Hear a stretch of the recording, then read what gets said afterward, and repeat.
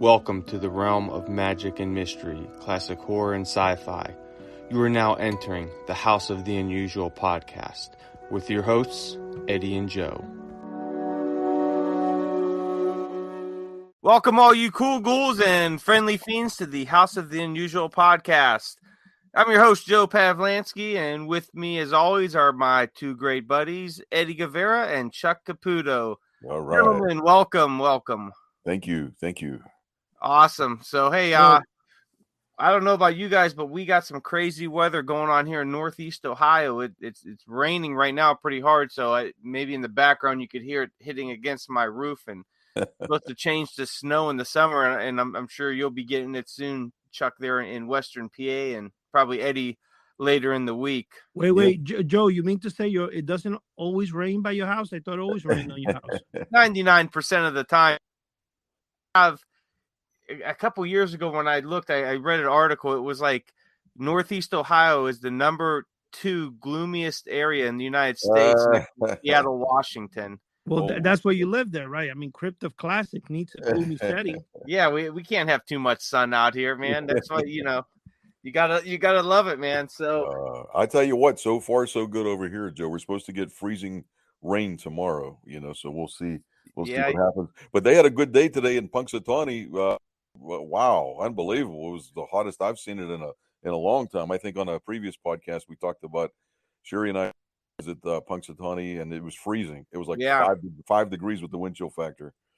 So what was the outcome today for Mr. Punxsutawney? Yeah, good old Phil. 6 more weeks of bad weather.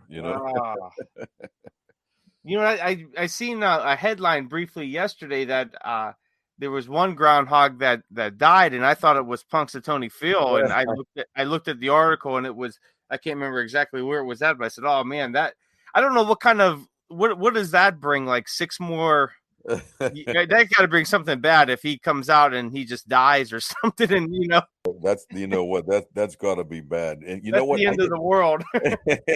I did shows in Punxsutawney throughout the years. I tell you what, it's a cute little town, and they really take good care of that groundhog. During the summer months, they actually have they have a park in the park, and they have like a cave cut out with a plexiglass type of a covering, so you can see him. And they treat him real good, man. They got food and all kinds of stuff. Oh, he's probably treated like gold out there. Yeah, you know what? It's a nice tourist attraction.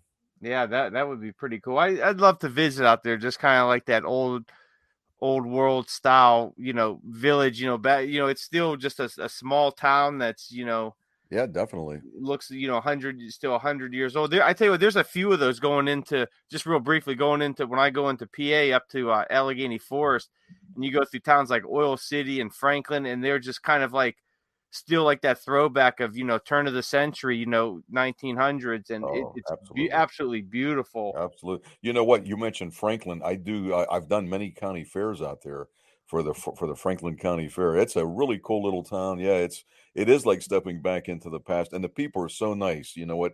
Like, they have a small county fair. Like, it's not real big, but they have, I think the stage I was on was called the Barnyard Cafe. It was really cool. Yeah, it was really neat. Yeah, I think that they have that right in there downtown. Isn't that where it's at usually? Yeah, it's, it's like just outside of it. It's like up a dirt road, and it is really laid back. They're very nice people, man. If anybody has a chance to go, I can't remember if it's in late August. I think maybe somewhere around there. But check it out. It's really neat, and they do a great job. Yeah, that's awesome. Yeah, I love those little places. I'm sure it would be cool to do shows and all that too, especially outdoors and everything. Oh.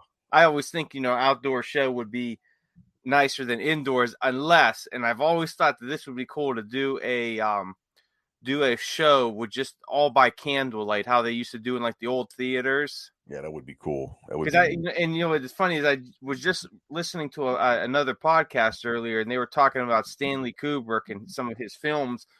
And they had mentioned how on one film he wanted to do it all by candlelight, and they did kind of like some test shoots, and found that it would just be too dark without using some type of artificial light. But he wanted to do everything by candlelight. I said, man, that would be so cool. That would be neat. Wow, you mentioned Kubrick.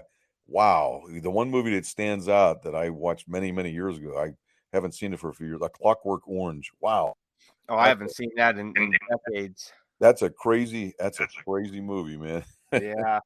Eddie, what's going on over there in New Jersey? Well, I don't know, man. I'm looking at the thing. It looks like the moon is full. Something like the howl of a wolf. The what? But, What's the moon? it's full, man. I've never seen that before. Maybe once or twice here. You never seen a full moon? Maybe once or twice. It's usually so cloudy here. You don't see anything. Oh, well, that's true because you have so much rain in your house. You usually don't get to see past the dark clouds. I see. Full moon. Are you talking that you want to talk about Wolfman tonight? I don't know, man. That's maybe what the topic could be. But I got to tell something before we bring on the topic. We have some good news, Mr. Chuck, there through some of his, Chuck being a world famous magician like he is. And, most of his name is probably heard in the best of Hollywood films. And I'm sure he's gotten quite a few Oscars. In small magic circles around the world in hushed tones. Right, exactly. Well, the thing is that it looks like we're going to have a future guest, I believe after the 21st. I'm not sure the date yet, but our podcast will go that 1 week. We'll have a special podcast that's going to be on Zoom. So people will be able to see us. But the best part is the duo from Penn and Teller. Mr. Teller himself, the man that never spoke a word and would only speak for the first time in history on House of the Unusual. All right. Yeah, that would be great. So everyone out there, keep your fingers crossed that everything, all the planets align and this comes through, because I think that would be really, really awesome. I'd really like to hear the back and forth of our Chuck Caputo and maybe Dave Haversat and them talking with Teller about just magic. I think, gosh, I just have to sit back and listen and just be kind of educated and entertained with that. Well, why do you get a rocket and make sure you align the planets, push them if they're out of the way, just bring them back in alignment there, my man. But anyway, I'm going to have to do that, man. I'm going to have to start. It's going to take some work, but I'm sure you can do it. I'm sure, Eddie, you've got some kind of plan somewhere on how to build a rocket ship. Actually, you might have. I have to look in my drawer of House of the Unusual here and see if there's any rocket ship plans. I'm sure there is. I'm sure. Anyway, I'm sure there's something. I got how to pick pockets, but might have to use that to start getting some money for my rocket. Well, that's a good idea. You can also find out if you come across those plans, the robot plans I'm looking for. Take a drink. Okay, I mean, you can always pick pockets for that as well. Hey guys, you know what I have planned, and I was thinking it today. I have planned for this coming Friday, because now I have Fridays and Saturdays off from work, so I'm really excited. And usually, because my wife sometimes works early Saturday morning, so she'll go to bed early. But I got a great night planned for Friday. You guys want to hear about it? Yeah, sure. Bring it on. I mean, you might as well say so. You bought it. Well, maybe we'll keep it for next week. No. You know what? I was looking through some of my DVDs, and I have a bunch of movies that I haven't watched, and there's a whole bunch in the silent movie era. Oh yeah. So I'm thinking about doing like a silent movie marathon Friday night into Saturday morning, and I tell you what, and Mike Mesmer is I'm sure if he's listening, he's probably trying to strangle me through the thing, but I have yet to watch West of Zanzibar with Lon Chaney. Yeah. And directed by Todd Browning, has Lionel Barrymore and Mary Nolan. So I think I've been itching to watch that for months now, and it's, just with holidays and work and everything. So I'm going to start off with West of Zanzibar. All right. Cool. I've been wanting to watch that forever. And then I'm going to go with The Golem. Oh. 1920. I bought it in Blu-ray, and it is it's one of those movies that I've been wanting to see for years. And I bought it at Monster Bash in October, and I've been meaning to watch, and I haven't had a chance, but it's been on my list forever.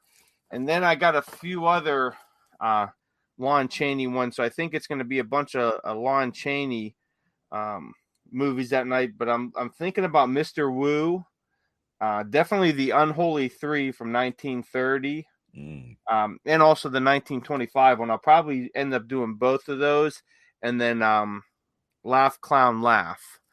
I don't know if you guys have seen any of those films that I've mentioned there. What year is that? Well, Laugh Clown Laugh. That sounds interesting. Let's see. I'm trying to. Isn't that called The Man Who Laughs? By the way. What, Laugh Clown Laugh? Yeah, because one of those actually was the forerunner for the Joker for Batman and Robin. No, this is where he's dressed up as a clown and he's got this real little hat on. It's from 1928. Wow. So I'm thinking about doing that one. Mr. What the heck? Mr. Wu. I wonder what year that's from. I'll have to look that up. Have you ever watched The Man Who Laughs? No, I haven't watched that yet. I do have that on DVD. Yeah, that's the one that inspired the Joker. Right. The guy has a smile, man, that he can't just get rid of. It just the smile goes from corner to corner. Yeah. So I have Mr. Wu. That's from 1927, and then I'll do the Unholy 325, the 1931, and then, like I said, West of Zanzibar. Which, what year did that come out? 1928, and then the Golem, which was 1920. I'm going to do kind of like a silent movie marathon, and after this podcast tonight, I'm going to post the movies that I'm going to watch on our website, House of the Unusual, under Crypto Classics. So if anybody out there has watched the movies or is going to watch them this week, drop us a line on there. Let me know what you think about them, because I'd really like to get some input on them. I really love silent movies, and I want to start watching some of the Lon Chaney's, because I really haven't seen too many. Have you guys watched any of those? No. What I think you should do before anything is make sure you get at least 2 tablets of Sudafed, so you will stay awake throughout the night to make sure you watch them, Joe.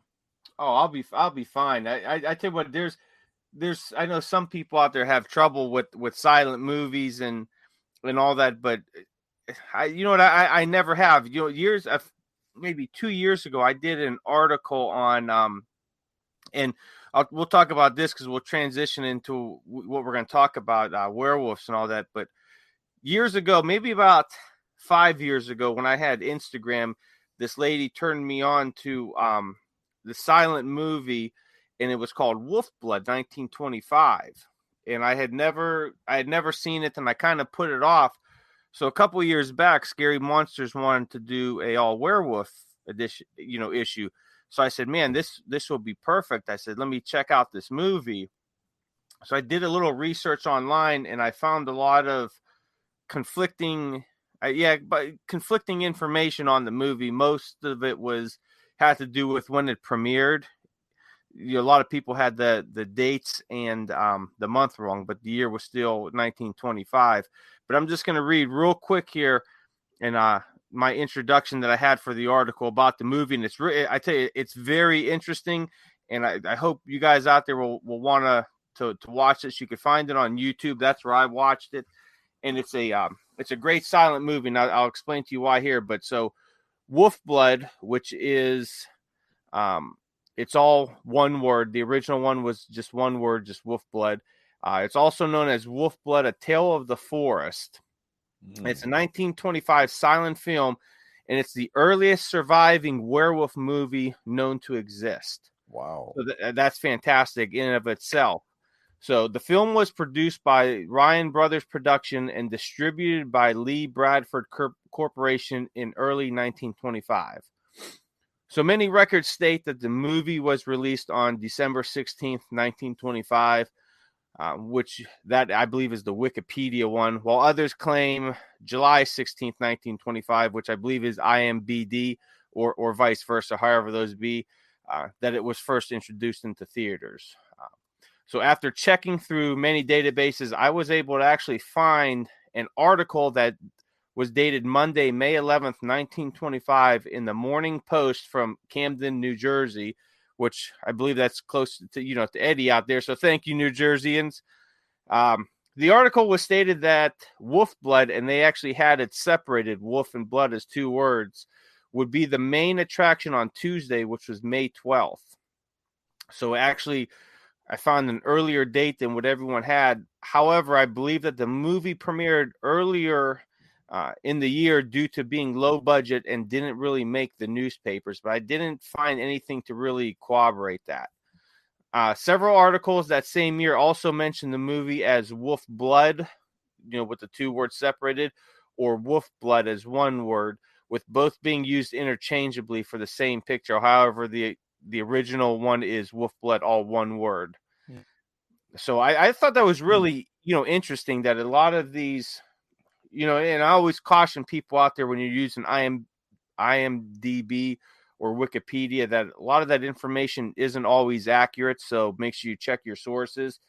But I thought that was really cool that this movie was the earliest known, movie to deal with werewolves in it. And it's really cool because they're almost like specters in it, like ghost werewolf specters, and it's really cool. The movie this one is kind of tough to watch because it is kind of slow. However, the build up at the end and the twist of what's going on makes the boring parts worth it. So if anybody out there is going to watch it, just keep that in mind. Just get through the boring parts. It really pays off at the end and the twist in the storyline. So that's sounds cool. Wow. Yeah, Wolf Blood 1925. You could find it on YouTube. The copies that are out there aren't very good.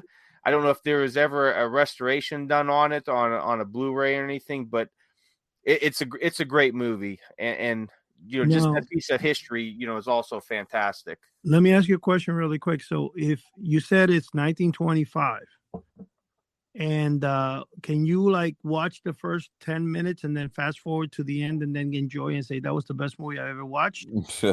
You know what? You could probably do that on some, but this movie, I would advise against it because there's sections in the movie that all play into the storyline. And I tell you what, for 1925, it's a hell of a story. It's of what's going on. If you were to watch the first 10 minutes and fast forward, the ending wouldn't pay off for you because you wouldn't understand it unless you watched the movie and knew the way the story was going.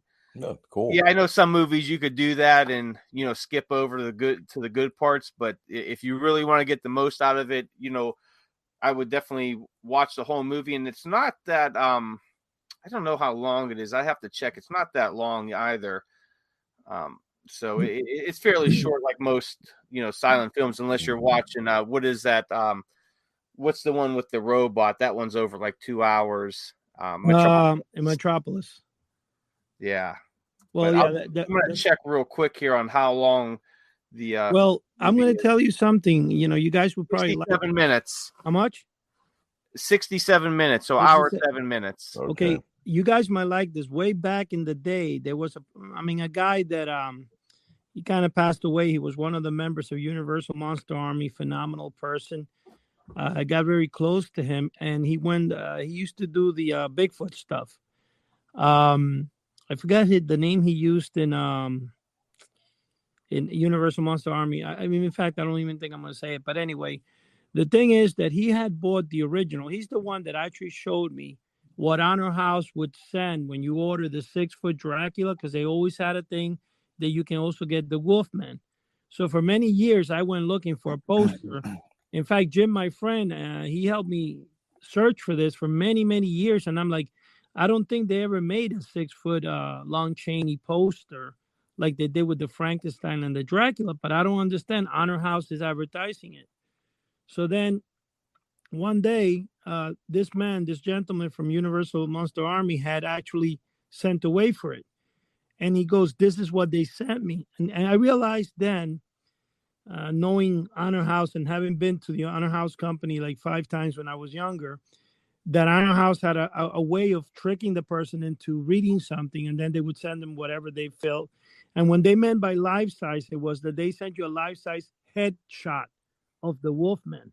Mm-hmm. And that's why you always saw the photograph that looked like a live, headshot. Now, this poster was owned by this individual. He showed it, and I said, yeah, I actually have that poster somewhere. So I found it, and I actually purchased at the time. I think it was eBay, or I think it was prior to Amazon. So I purchased a silver bullet.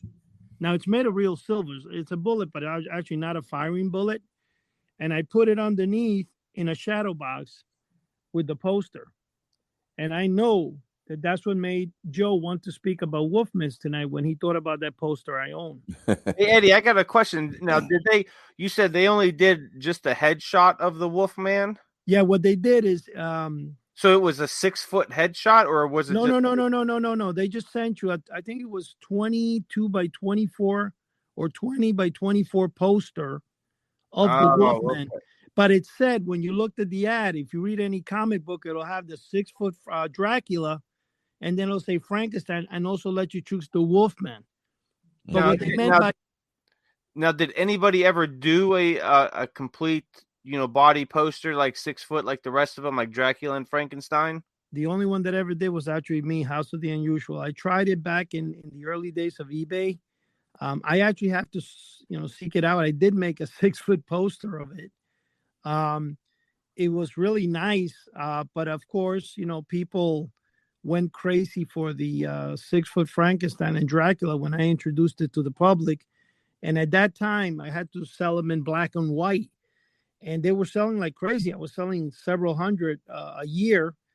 And then, of course, I started doing them in color. And then the rest was history. I probably sold hundreds of sets throughout the years of the Dracula and the Frankenstein. But there was never a demand for the Wolfman.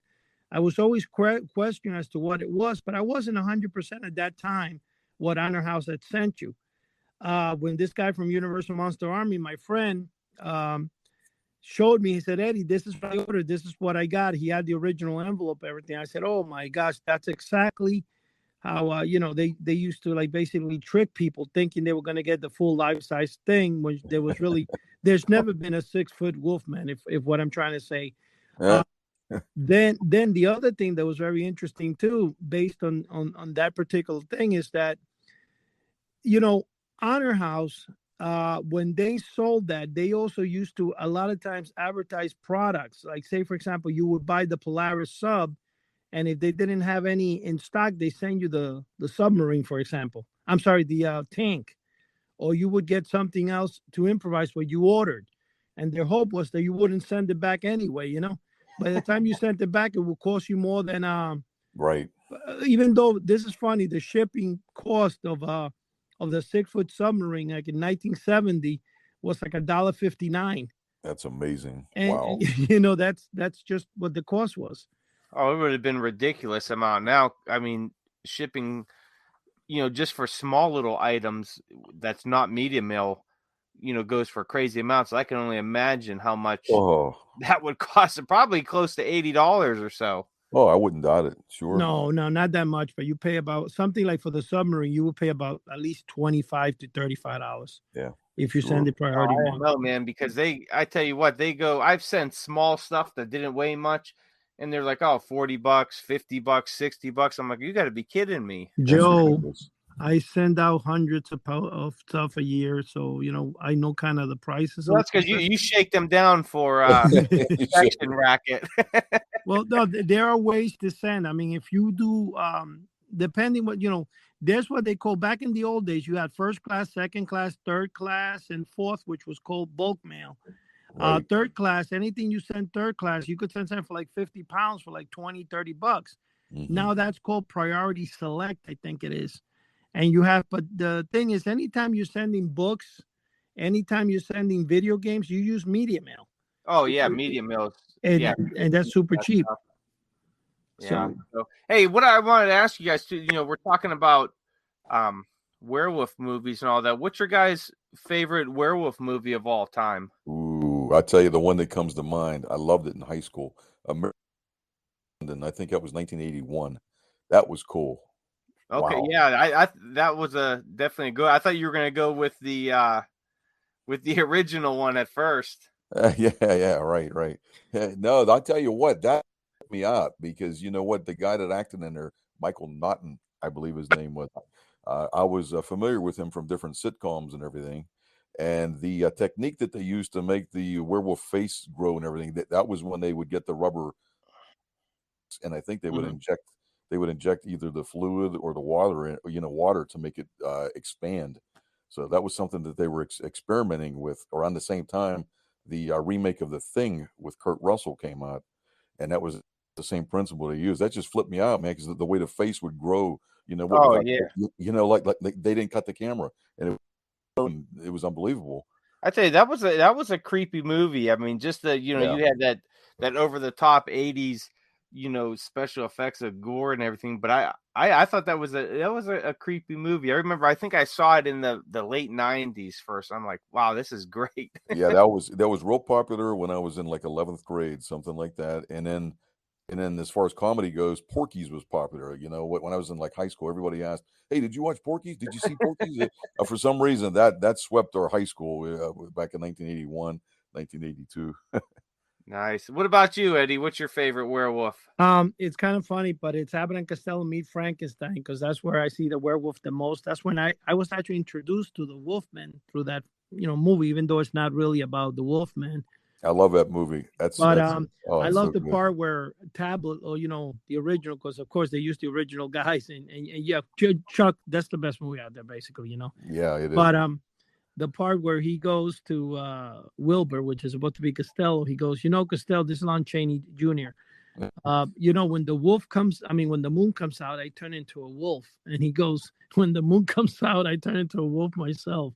So he smacks him, he goes, I thought you were the only guy to believe me. But I thought that was so funny the way he did that.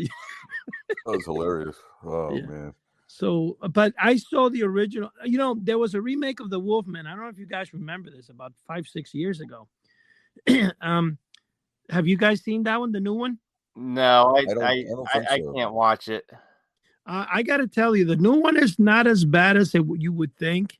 It's actually okay. It's not great either, but it's okay. The original Wolfman is kind of like a little scary. It was, I think, if you look at the Dracula, Frankenstein, and Wolfman, you could actually maybe say, I don't know if you guys are going to agree with what I'm going to say, but I think the Wolfman had a lot more clarity. It was more like a modern movie over the other two. It was done a little bit more, or was written better. Do you agree with that? Sure. Yeah. Yeah, I've never seen that one, and I don't know if You never saw the original Wolfman, and here you are talking about Wolfmans? No, I'm thinking of the 2010 one. With No. No, I said that the original Wolfman, when you watch Dracula, Frankenstein, Joe, for a second, you almost gave me a heart attack right now. Yeah. when you're watching the original Frankenstein, and you watch Frankenstein, which is really cool, and the story behind it, but it's pretty simplistic. When you watch the original Dracula, these movies are over within 50 minutes. They're not really that long. But when you watch the original Wolfman, I think the writing for the Wolfman, the script writing, was a little better, where it's more like not only, I think, a longer film, but it has more like a storyline to it. What would you, do you guys, Chuck says he agrees. What about you, Joe? You know what? I think it was, and it brought a lot of lore into, werewolves and all that. And better than Dracula and Franken. I don't know, maybe if it was. I'm not saying better. Here's the thing: it didn't have the popularity as the other two. No, it didn't. Frankenstein and Dracula really had the biggest popularity, and the Wolfman and Mummy kind of fell by the side. It seems a little bit, right? Because the writing was good. Kurt Siodmak, he was a fantastic writer. He did the screenplay for it. It was great, and like I said, it brought a lot of lore into it. I don't know why. Why do you think it didn't do as well as the other ones? This is my opinion. It came out 10 years, after, right? But the original, Dracula and Frankenstein. That's correct. But remember, everybody wanted to see Dracula. Dracula was the man. Right. Then Frankenstein comes in, and he kind of coexists with Dracula. It's done by famous people. Now, Lon Chaney comes in, who's just the son of which the guy, the regular Lon Chaney Sr., who everybody knows is the Phantom of the Opera. So of course, I think Lon Chaney Jr., who had most of his life a drinking problem and stuff, got the role, I think, mostly because of his dad. Now, here is the situation: the movie it was kind of something coming new into the public. And, the Wolfman was not as tough as Frankenstein. And we was not as like it with the Dracula, where he was more like a woman's guy, type of thing, where he had that mystique about him. So I think the Wolfman and most even the Mummy, it fell to the wayside. But what happened over time was that those movies that were not popular, say, for example, when Aurora Monsters made their model kits, when they made The Bride of Frankenstein, it didn't sell. Excuse me. It didn't sell. So because of it not selling today, it demands the most money. Oh, how rare it is. You can wind up paying $1,500 for a Bride of Frankenstein, well, you might pay $400 for an original Dracula from, so it's the same thing. The Wolfman itself, I've never really liked the Wolfman, but I've always really loved the picture of Lon Chaney Jr. Now, let me ask you guys this. Now, okay, you have Dracula and Frankenstein that came out in 31. Do you think if the Wolfman came out in 31 or 32, the same time around those, that it would have done a lot better than 10 years later? I don't know. That's a good question. Wow. Because now you had Werewolf of London. I thought that's the one Chuck was going to mention, the original, which came out in 35, and that was a fantastic movie. I actually just saw it for the first time this past October, and I thought it was absolutely fantastic. But it doesn't get the same. No. It came out 4 years after Dracula and Frankenstein, and 6 years before Wolfman, but it doesn't get the same accolades as the other movies do. Why do you guys think that is? My opinion is that the Wolfman has always been portrayed. It's a weaker creature. Frankenstein is somebody who's 7 feet tall. He's got whatever. The Wolfman, to be honest with you, like I said, the only reason the Wolfman has clinged on time, clinged with time and still a classic about, among many people, is the fact that the Wolfman, because of movies like the one you just mentioned, the London, the Wolfman in London, whatever that was, Werewolf of London, Werewolf After Midnight, those films came out, and there were a lot more that came out based on that. In fact, in the early 1970s, there was a show called Lucan. I remember that. Yep. He was raised by wolves, and then the kid would get, and then also they came out with Teen Wolf, which I think Michael Fox did. Michael J. Fox, yeah. So that was a great one. That was good. That was hilarious. It was a great film. Even like Lucan, for some reason Lucan didn't last that much. I think they only stayed there was another one called Wolf something and Bigfoot. Lightfoot and Bigfoot. Remember that movie too? Or that show in the 70s, Chuck? Yeah, I believe so. Yep. And it was Bigfoot and Lightfoot and Bigfoot. I forgot the exact name of it. Right. But those shows kept the Wolfman alive. But I don't think the people really, honestly, ever, or that many followers of monsters ever really sat down and watched the Wolfman complete. It's never been. It's a film, like I said. It goes back to the time of VHS and Betamax. Everybody knew that Betamax had a better picture, but yet VHS was more popular. It's the same thing. You will always sell Dracula and Frankenstein. Excuse me. Very hard to sell Wolfman. Same thing with the creature. The creature's one of those obscure monsters of the past that did not really have the fame of Dracula and Frankenstein. Or no, he really didn't. I mean, you could put those three in the same category: Wolfman, Mummy, and the creature, and they did not do as well or well known as Dracula and Frankenstein. Right, but here's the thing: if you go right now to eBay and you look up Lon Chaney Jr. autographs and stuff, you'll pay a couple of dollars for maybe $100. Absolutely. You go and you look up the creature, and even a stupid little remake of it will go for like $80. Like, in fact, there were some posters that were sold in the 1970s inside, I think it was Honeycomb cereals that had 4 different posters. You can't touch the creature. You can buy Dracula for like $100. You can buy Frankenstein for $100. The creature's like $200-$300 for a little 18 by 24 glow in the dark poster. So the creature, for some reason, is the most expensive of all the collectibles. It has I tell you what, though, and speaking of collectibles, if you get a group of 10 hardcore Dracula fans, 10 hardcore Frankenstein fans, Wolfman, Mummy, and Creature. I could guarantee you is that the more hardcore of that group would be for the Creature. That's correct. That's what I'm saying. I do not understand why that happened. I mean, there are hardcore fans out there, and when you look at them, they are Creature fans. They are hardcore Creature fans, and I mean that's great. That's absolutely fantastic. I think the Creatures, the movies were great. The design by what's her name? Millicent. I can't remember her name off the top, but her design was absolutely fantastic of it, and they are a hardcore group of fans. They are, and let's be honest, of all the films, the best written films are the Creature. I mean, and that, in fact, that's another thing. That's the first time Clint Eastwood ever came on the big screen. I think some of them are. The third one was kind of it was all right.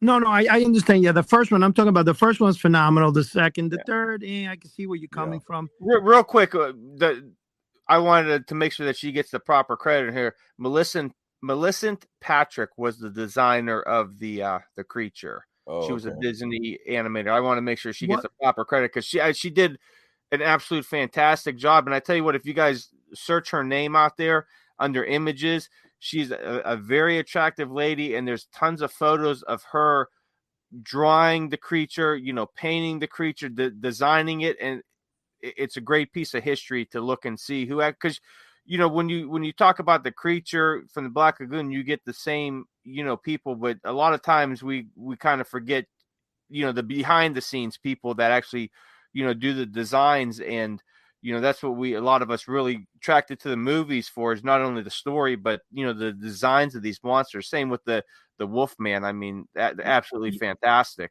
It's kind of funny when you said that, but you see the Creature, that the other thing with the Creature is that the reason the Creature never rose into glory with like one actor is because there were two playing. One played it in the water, one played it outside. Oh, yeah. So that also made it where people didn't know which way to go. Do I like the outside?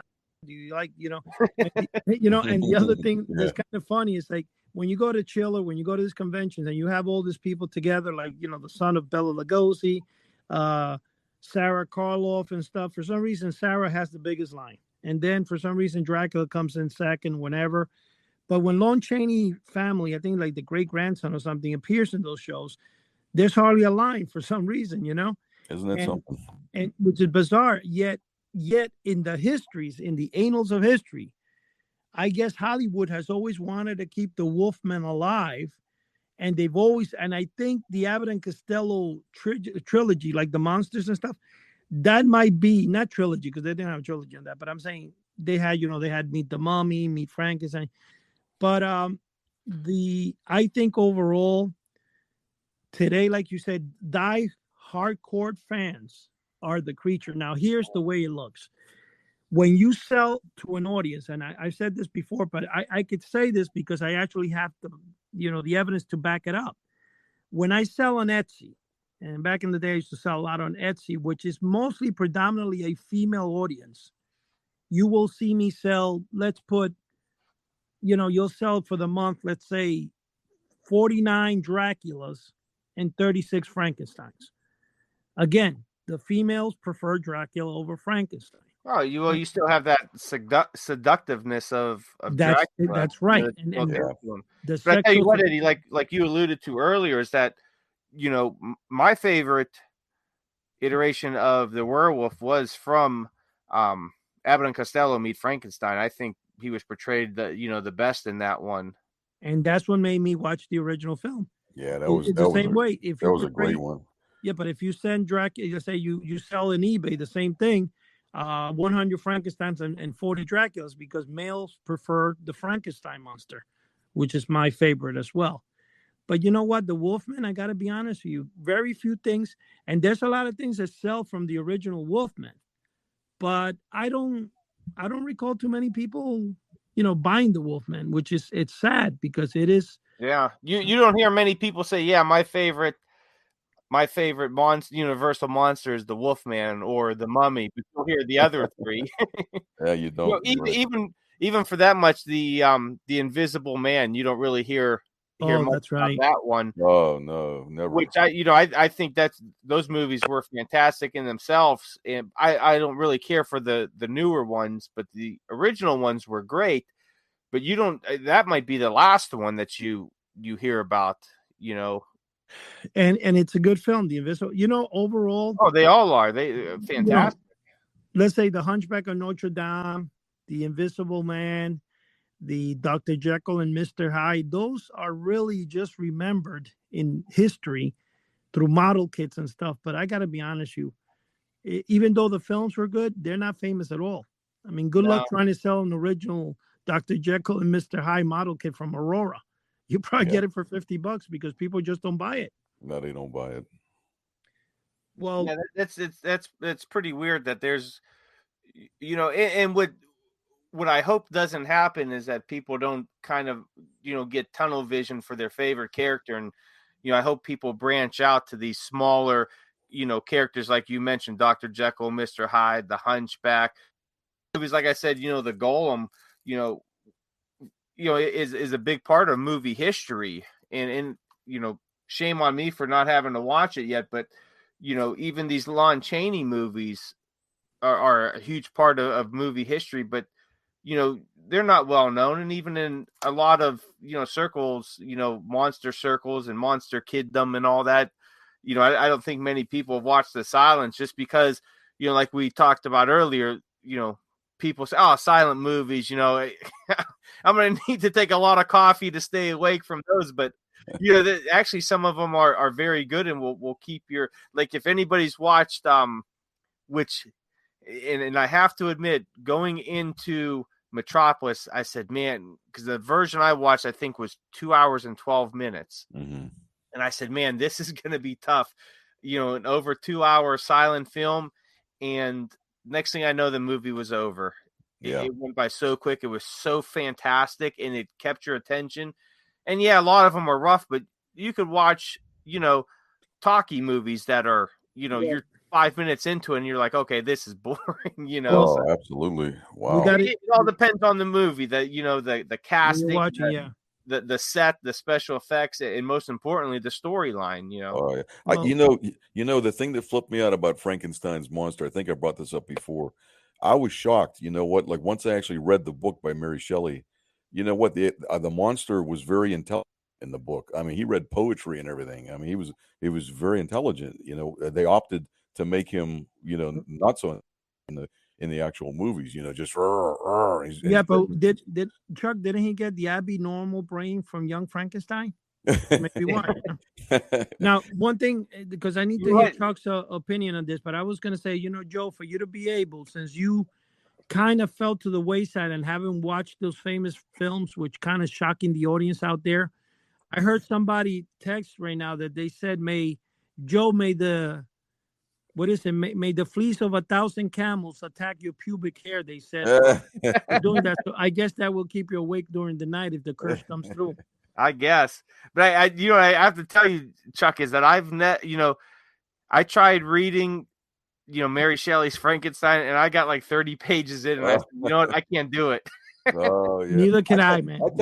I can't do it, man. I said, this is just not. I can't do it, and. You know what? The books are actually much more detailed. You know what? I've always been a reader, and I've read every classic that you can name. And you know what? They're actually much more detailed, when you get right down to it. So I know, and I do want to finish reading it, but it's so tough, man. I'm like, I just want to get into it. Yeah, you're right. It's very different. But I've talked to a lot of people out there, and they love Bram Stoker's Dracula, all the other classics. Oh, it's great. But most of all, I hear that people cannot get into Mary Shelley's Frankenstein. And I think maybe it's, has to do with, her style of writing at the time and the fact that it's so different from what we know, through the movies as Frankenstein and Frankenstein's monster. Yeah, but you know what they do with the films today? Like even Bram Stoker's Dracula, I saw it, but they put it looks like he's got the hairdo and stuff. Like his brain is, he looks, he reminds me of the, what do they call that? Mars Attack, Chuck, where they have the big brains, the thing. Oh, Oh, I know yeah, what you the mean. alien. Yeah, to be honest with you, that turned me off, man. I like the original way Dracula looked, and I think Right. all the new movies, even though they could be well written and stuff, I don't care for them. I really don't. Yeah, I didn't care for that look either with that big No. white hair. I thought that was kind of, I don't know what they were doing, man. I Well, think what I did like was what was it that came out a few years ago? Was it Dracula Untold? Oh, yeah. Was that what it was called? I have to look it up real Something, quick. something like I that. don't remember. Let me ask you guys: did you guys watch the film Sundown, Vampires in Retreat that I told you guys about a year ago? No, I don't remember Oh my gosh! Did you watch it, Chuck? That sounds familiar. I don't know. That's the one that the guy who did Kung Fu. What's his name? That they found him dead in his closet. The actor. Oh, David Carradine. Yeah, David Carradine plays in that film as Dracula, but it's supposed to be Dracula. They go to a town called Sundown. It's kind of like a hard film to get, but if you Google it, I'm sure you can see it on YouTube. Wow, that sure sounds familiar. Yeah, that sure sounds Yeah, familiar. and the way they kill the vampires is like, say for example, all the vampires have to be reformed. They're not supposed to be biting people. So instead of drinking blood, they have to drink plasma, right? But the thing that's funny is when the vampires do anything wrong, the police officers carry wooden bullets. And then there's a guy who's trying to overthrow the town, and the mayor of the town is Carradine, and he's supposed to be the real Dracula, right? Mhm. So they come down to a show off towards the end, and the guy goes, "How many?" Says, and then the mayor says, "You don't know who I am. Like I'm the king." And it's really interesting. I'm not going to tell you how it completely ends, but I'm surprised you guys haven't watched that. I mean, Chuck, it sounds like you might have, but I'm shocked with Joe here. It sure sounds familiar. You know, there's a great, I guess, a zombie movie, if you want to call it. When I was a kid, I watched it when it was brand new. Omega Man with Charlton Heston. That was Oh yeah, that was cool. great. That was unbelievable. That freaked me out when I saw that when I was a kid. Wow. If you guys hear any hammering, I'm just removing Joe's plaque from my wall here for for being the special person I thought he was with all the movies. So I'm kind of degrading him a little bit here. Yeah, Sundown. I don't think I've ever heard of that or seen it. It's called Sundown, Vampires in Retreat. I actually told you guys about it about a year ago. I think when we started in the original podcast. Well, we only listen to about 20% of what you say, and the other stuff goes out. I figure that.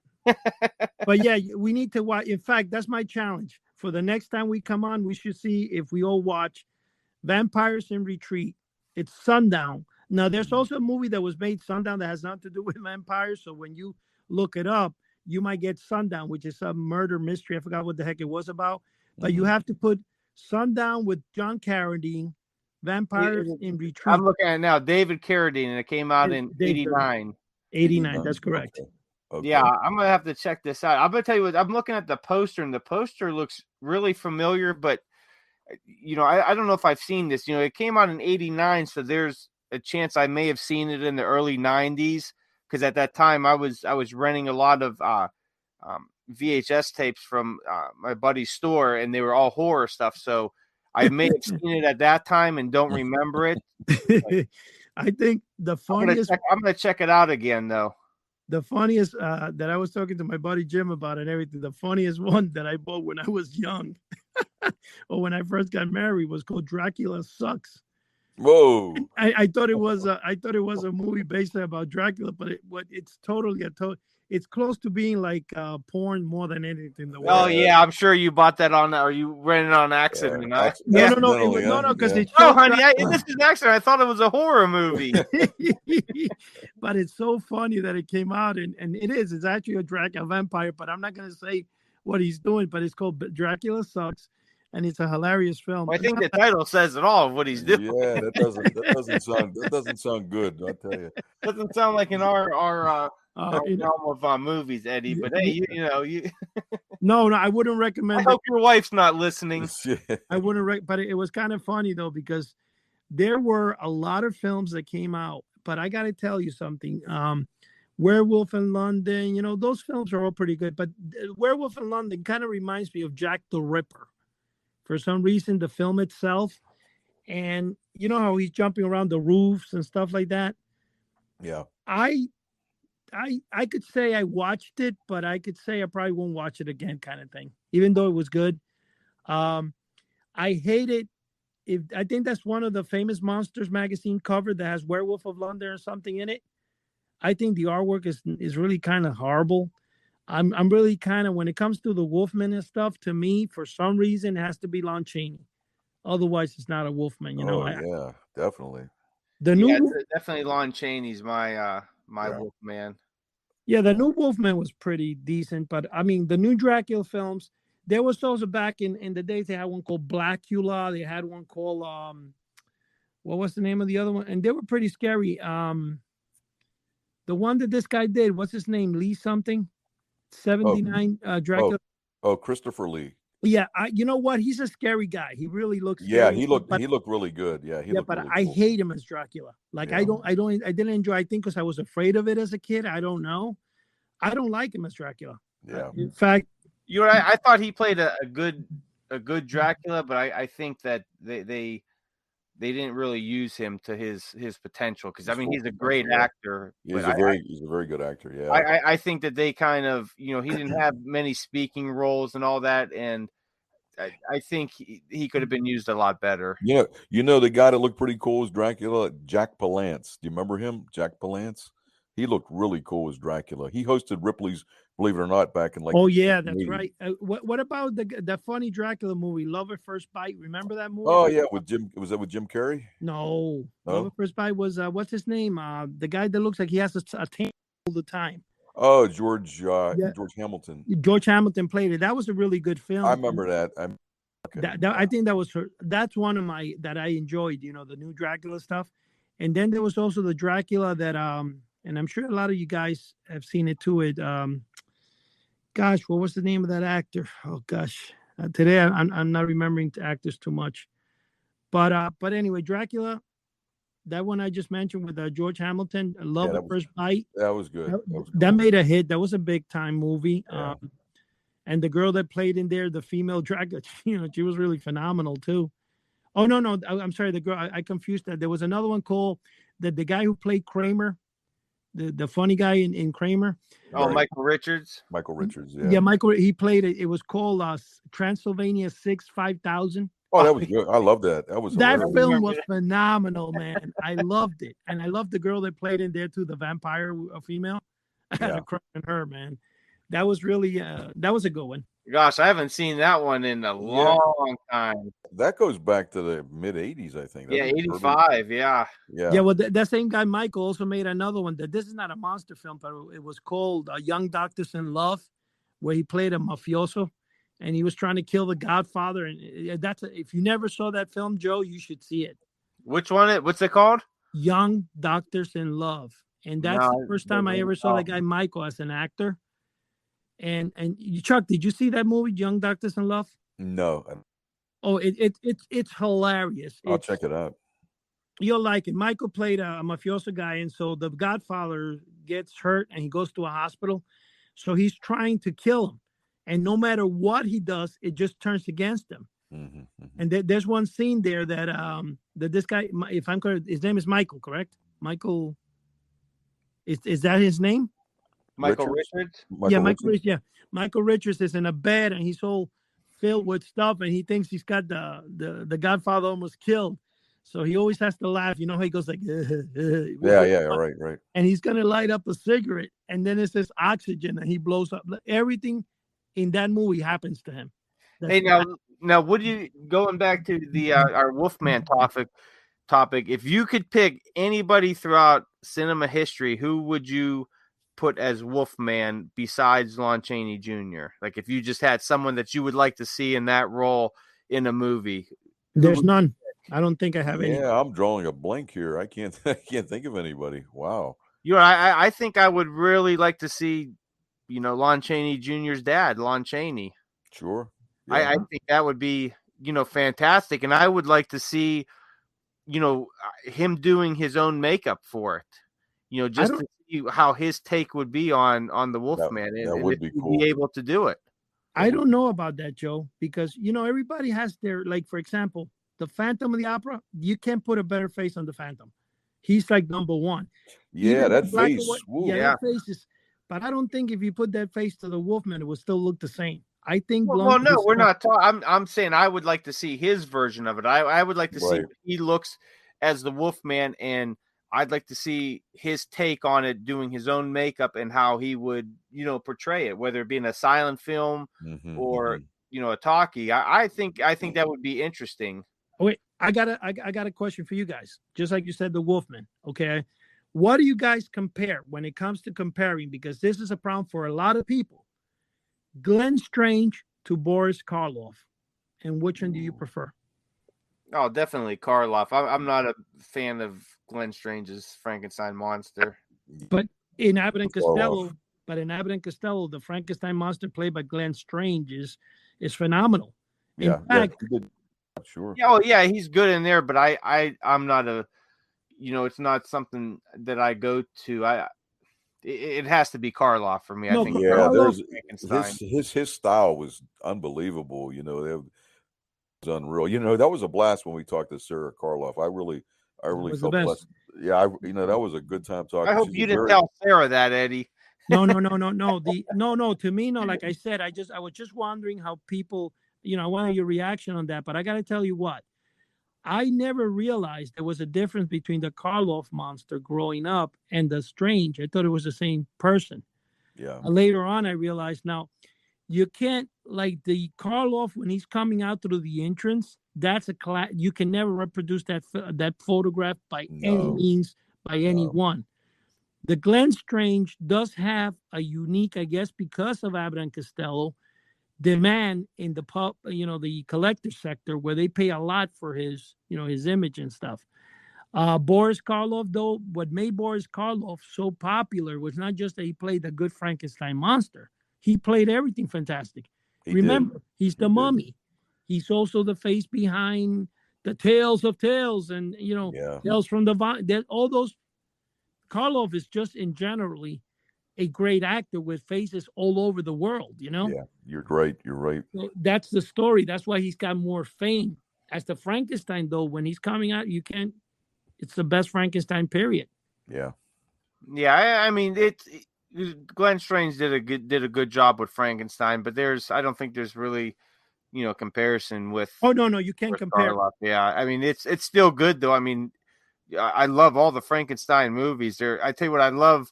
If I was to pick a set, even though Dracula is my favorite one, I would have to go with all the Frankenstein ones more than all the Dracula ones because I just think they're fantastic all the way through. You guys got to remember one thing too, though. Lon Chaney and Bela Lugosi also played Frankenstein, and I don't like them at all. No. But hey, guys, we got to wrap it up here. We got a few minutes left, so just want to give everyone a huge thank you out there for joining us once again and listening to us, and hopefully you guys are subscribing to our channel. Give us a nice review on whatever platform you're listening to us on. That definitely helps us out. And if you want to see some of our videos, head over to YouTube under House of the Unusual. Tons of great videos under there. We also have our flagship website, houseoftheunusual.com. We have a great forum site there.